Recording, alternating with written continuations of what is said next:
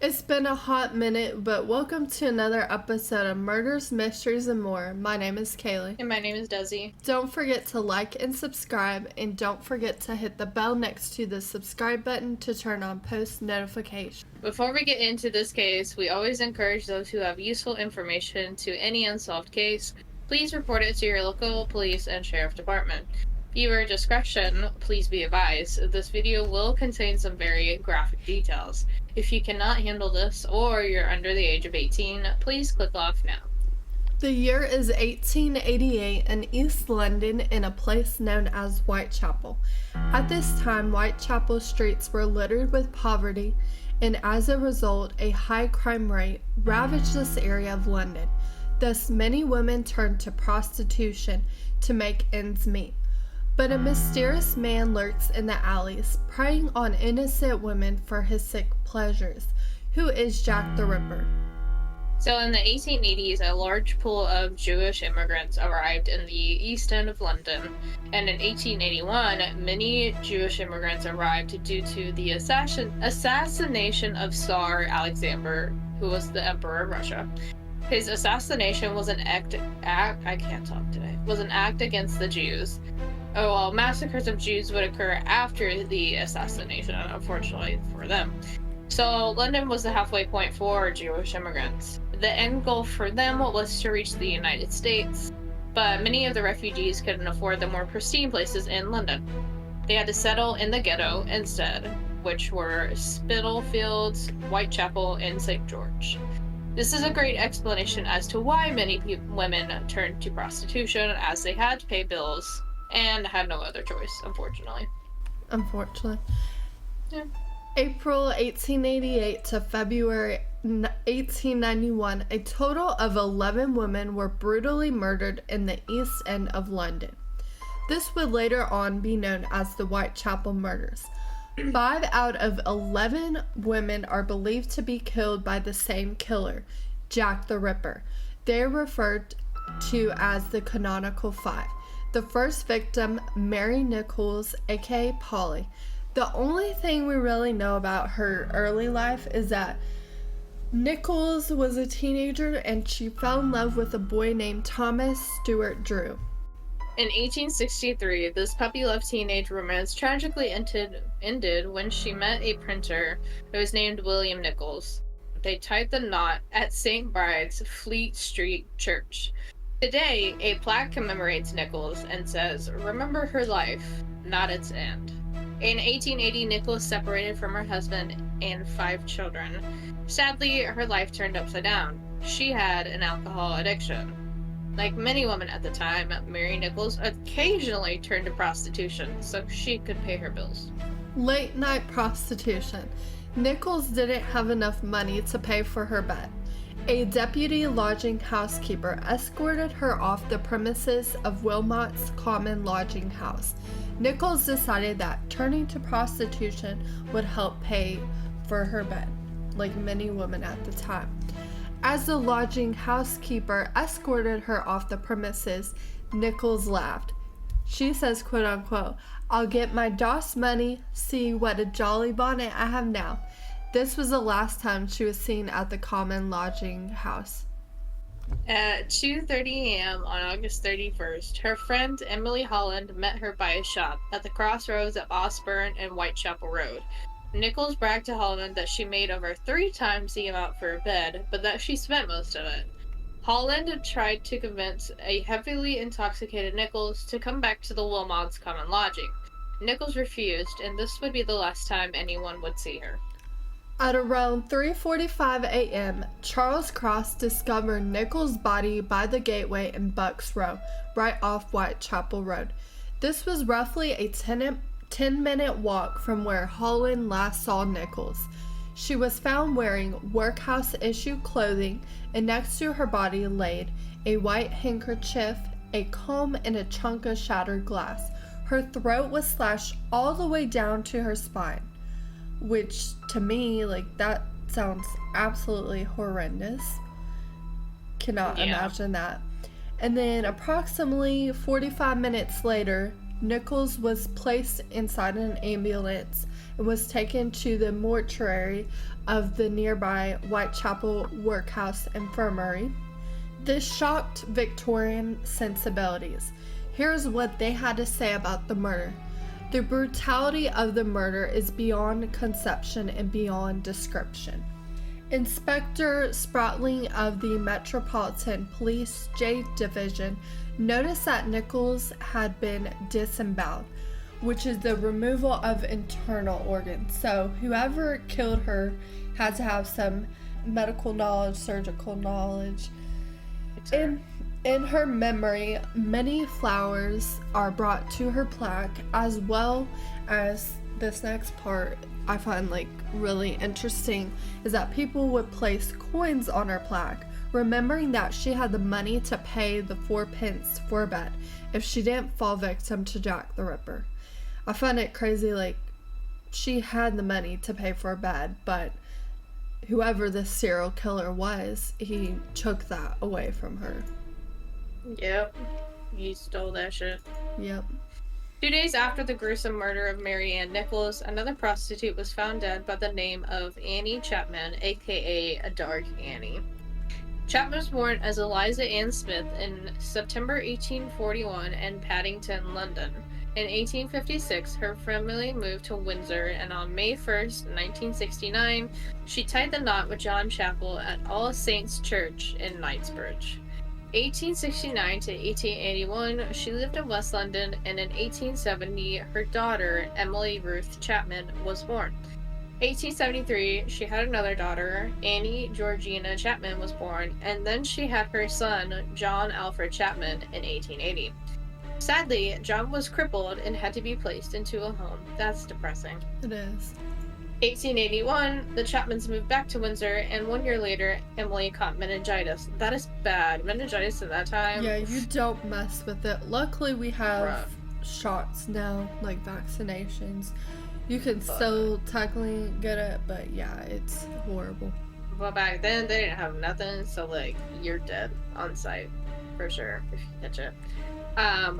The couple unfortunately turned to drinking, which went into a downward spiral, and that went into a divorce in 1885. John Chapman did still help Annie pay bills from time to time. In 1886, Annie met a sieve worker named John Sivey and moved into a common lodging house at 35 Dorset Street in Spitalfields. On Christmas 1886, Annie's ex, John Chapman, died from cirrhosis of the liver, which he was an alcoholic, and usually with anything liver related, excess alcohol consumption will make it worse. We also don't know if he had any underlying health conditions. And then since John died, the allowance stopped, which made it much more difficult for Annie to make ends meet. In 1887, Sivey left Annie and moved to Notting Hill. Annie did have a pleasant friendship with the deputy lodge keeper Timothy Donovan and other tenants. And in order to make money, Annie would crochet, she would create and sell artificial flowers, and she did prostitution. Annie did have two regular clients, Harry the hawker and what was believed to be a retired soldier, the pensioner. Now, who exactly was this pensioner? He was Ted Stanley, but he wasn't a retired soldier or pensioner, but a bricklayer's laborer. Stanley resided at number 1 Osborne Place in Whitechapel. Timothy Donovan says that Stanley would spend the weekends with Annie at Crossinghams. Donovan also claims that Stanley told him to turn away Annie if she showed up with other men at lodging. Stanley denies this claim and states he only visited Annie a couple times. And apparently 1 month before Annie's death, there was a heated argument between Annie and a resident, Eliza Cooper. Witnesses have provided contradictory and unclear details about what this argument was about. So there are some people that do claim that Harry Hawker, which was one of Annie's clients, was the cause of this argument. Now, in Eliza Cooper's testimony at her inquest, this is what she claims to be the cause of the argument. She claimed that she gave a loaned a bar of soap to Annie, and then Annie gave this bar of soap to Ted Stanley, which was one of her clients, and he used it to clean himself. Cooper asked Annie to give her the bar of soap back, and instead of giving the soap back, she threw a halfpenny on the kitchen table. Annie told Cooper, "Go and get a halfpenny of soap." A few days later, both women were spotted at a pub in the eastern corner of Dorset Street. Annie smacked Cooper across the face and spat at her. "Think yourself lucky, I don't do more." Eliza gave Annie a black eye and then punched her in the chest. Annie spent a majority of her final days bruised and in pain. So as you can imagine, Annie was in worse shape than Eliza. Yep. On Monday, September 3rd, Annie met her friend Amelia Palmer on Dorset Street. Palmer noticed the bruising on Annie's right temple and asked, "How did you get that?" Annie revealed the dark purple bruises on her chest underneath her dress. The next day, Amelia saw Annie again at Spitalfields Church and told Annie she looked very pale. Annie was thinking about admitting herself to the ward for a couple of days. Amelia gave Annie 2 pence so she could grab a bite to eat. September 7th, Amelia saw Annie on Dorset Street. Annie looked awful. She told Amelia she was too sick to do anything. 10 minutes later, Amelia passed Annie again in the same spot. The last words Annie spoke to Amelia were, "It's no use giving away. I must pull myself together and get some money or I shall have no lodgings," referring to prostitution that she was about to do. At about 6 a.m. at 29 Hamburg Street, an elderly resident, John Davis, came down the stairs and opened the back door. His jaw dropped at the horrific sight, causing him to stagger back. A few moments later, 2 workmen passing by were startled when Davis stumbled towards them. "Men," he cried, "come here." The 2 men followed Davis back and saw Annie Chapman's lifeless body on the ground between the steps and the wooden fence. A handkerchief was wrapped around her throat. She would have had to worn it during the murder. If the handkerchief wasn't wrapped around her throat, her head would have rolled away. Her arms and face were covered in blood. Her hands were raised and bent with the palms towards her upper half, which indicates she struggled. So she was trying to get away from him. Yeah, unfortunately she did not succeed. And not to downplay Nichols' murder, but definitely Annie's, there was even more It's because he awful was stuff. escalating Yeah. at that point.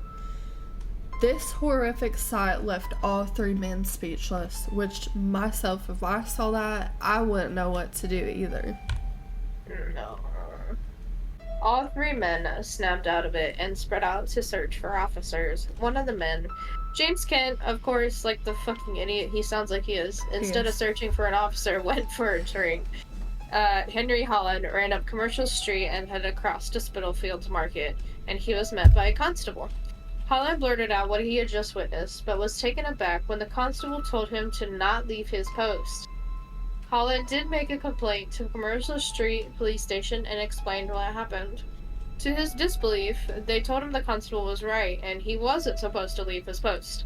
John Davis headed straight for Commercial Street Police Station and demanded a senior officer immediately. Inspector Joseph Chandler turned at Hanbury Street and forced his way into the crowd surrounding her body. He ordered everyone to clear from the body and called up a constable to bring in many reinforcements to contain the crowd. Chandler obtained a sack from neighbors to cover the body until the arrival of the police surgeon. I would have been mad if they told me to step my post, because it's a murder literally just happened and you want me to literally just stand here and do nothing.